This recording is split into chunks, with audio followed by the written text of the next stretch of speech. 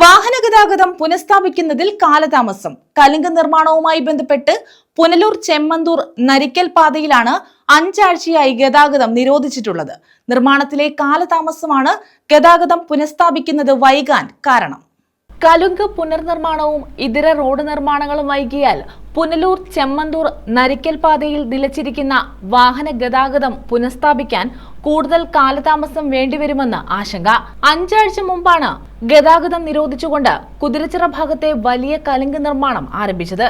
കലുങ്കിന്റെ നിർമ്മാണം വേഗത്തിൽ നടക്കുന്നുണ്ടെങ്കിലും മറ്റ് നിർമ്മാണ പ്രവർത്തനങ്ങൾക്ക് മതിയായ വേഗതയില്ല. കഴിഞ്ഞ 5 ആഴ്ചയായി പുനലൂരിൽ നിന്ന് നരിക്കൽ ഭാഗത്തേക്ക് കുതിരച്ചിറ വഴിയുള്ള വലിയ വാഹനങ്ങളുടെ സഞ്ചാരം നിലച്ചിരിക്കുകയാണ്. KSRTC ബസ്സുകളും സ്വകാര്യ ബസ്സുകളും ചരക്ക് വാഹനങ്ങളും ഇതുവഴി പോകുന്നില്ല.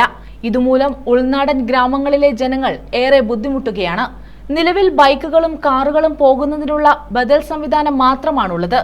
പുനലൂർ നഗരസഭയെയും കരവാളൂർ, അഞ്ചൽ, ഇടമുളയ്ക്കൽ പഞ്ചായത്തുകളെയും ബന്ധിപ്പിക്കുന്ന ചെമ്മന്തൂർ നരിക്കൽ റോഡിലാണ് കുതിരച്ചിറ കലുങ്ക് നിർമ്മാണം. ഈ പാതയുടെ പുനർനിർമ്മാണം കഴിഞ്ഞ 1 വർഷമായി നടക്കുകയാണ്. ഇതിന്റെ ഭാഗമായാണ് കുതിരച്ചിറയിൽ 3/4 നൂറ്റാണ്ടോളം പഴക്കമുള്ള കലുങ്ക് പുനർനിർമ്മിക്കേണ്ടി വരുന്നത്. ഇവിടെ നിലവിലെ കലുങ്ക് കഴിഞ്ഞ ദിവസം പൊളിച്ചുമാറ്റി.